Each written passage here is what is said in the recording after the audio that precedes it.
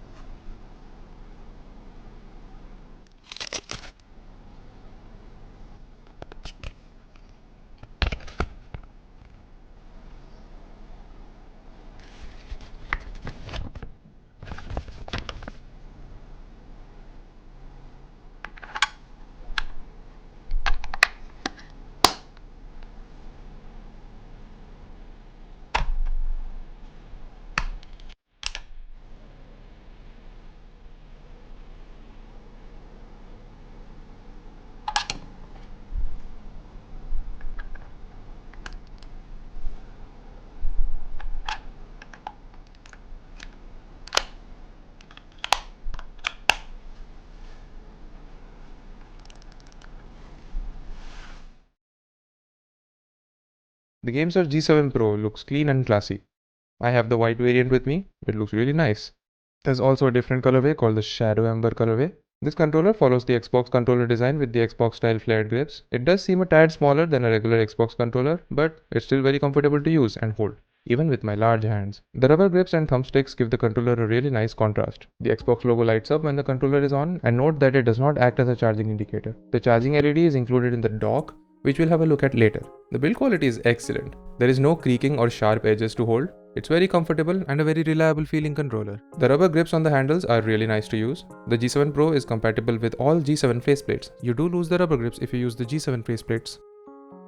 Let's talk about the analog sticks here. The G7 Pro uses Gamesir's maglev TMR sticks, which offer excellent performance. They're super smooth and accurate with a very linear stick curve.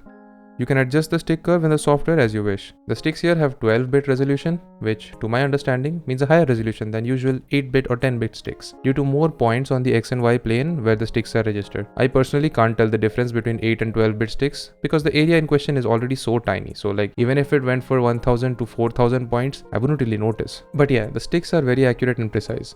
The centering is great and there isn't any snapback in my usage. I use a 2% internal dead zone, so maybe that might matter, but I tested it without a dead zone and there wasn't snapback. The anti-friction rings are also excellent and there's no scratchiness. The G7 Pro uses clicky mechanical buttons for the ABXY and DPAD buttons. The ABXY buttons feel nice to use, the buttons don't have much play and are very stable to use. There's barely any pre or post travel to the switches. The actuation feels crisp and tactile. The D-pad is good, but it's a little underwhelming. The switches themselves feel nice, but the sheer amount of play in the D-pad makes it feel quite flimsy. This is most likely due to the loose pivot. People have fixed this issue with a simple O-ring mod apparently, which I will test out later, but out of the box, it's a little subpar. It's not unusable though, and it is very accurate and tactile. It just feels a little flimsy due to the play. To me, this D-pad is the only factor which holds this otherwise incredible controller back. Even the Nova 2 Lite, which is Gamesir's own budget controller, has a better D-pad. The G7 Pro comes with 3 styles of D-pad caps, a classic cross, Gamesir's own disc style cap, and a hybrid style D-pad. I personally use the hybrid pad the most and is the one I think is the best. I have tested the D-pad with various games like Silk Song, Celeste, Mortal Kombat, BlazBlue, and a few others. Aside from the pivot, it's quite good. Sound tests later in the review. The shoulder bumpers are good. They're not super clicky, but they're still very tactile. They're mechanical and they're not loud is what I mean. They're quite lightweight too. There's almost no pre or post travel, which makes this a very good experience. There's an extra pair of programmable bumpers, which are clicky mechanical switches. Their position is excellent and they're easy to reach.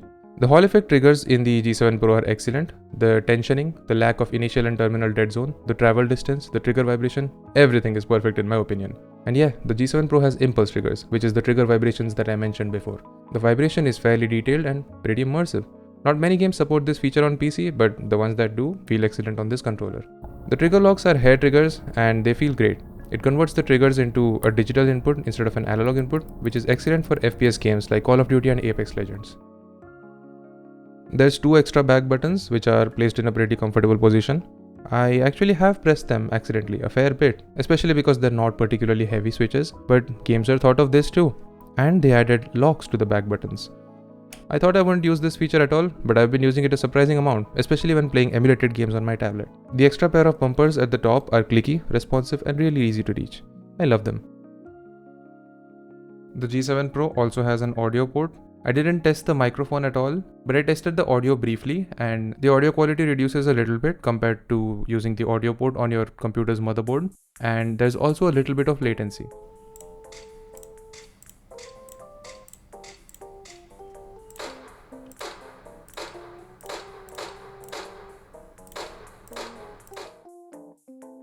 The Gamesir G7 Pro comes with a dock in the box and it fits the controller perfectly. The controller doesn't slip out of the dock easily, and it's difficult to accidentally knock it off balance. The grippy rubber feet at the base is good, and it does the job well. You can plug the USB dongle into the base of the dock for a clean and hidden away look.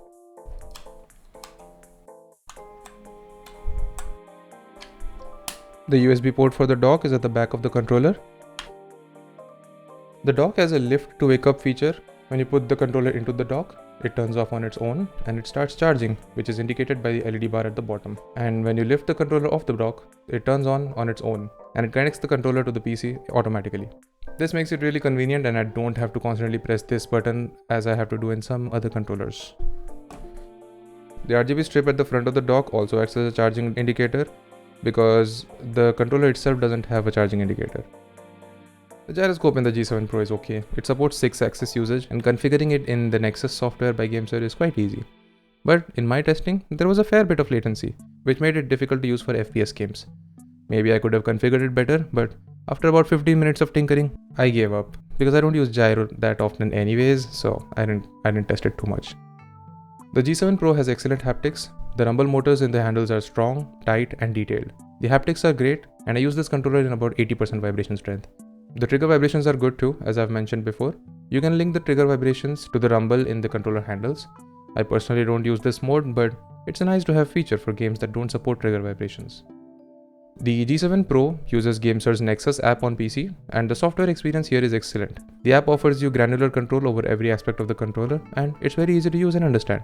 There aren't any Chinese to English translation errors that I see in some other controller apps. The G7 Pro also connects to the Gamesir mobile app, which is just as robust as the PC Nexus app, which is very impressive.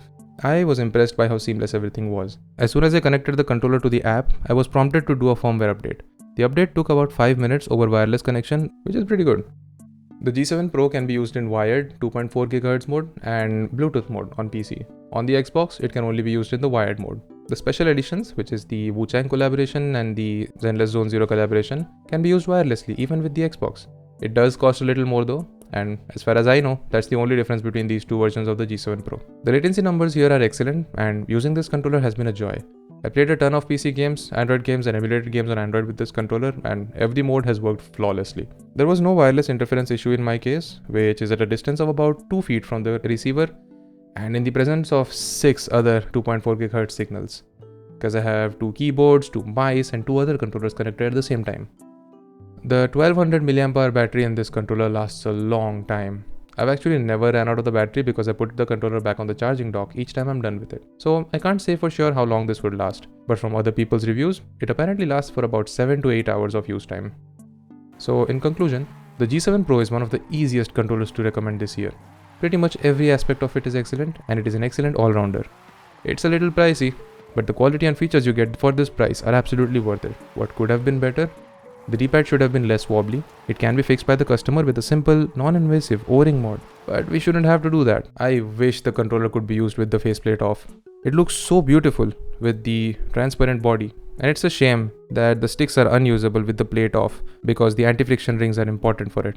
And honestly, my biggest gripe with this controller is that we need more faceplate options that are made for the G7 Pro. While it is compatible with other G7 faceplates, you lose the rubber grips on the original G7 Pro faceplate if you do that.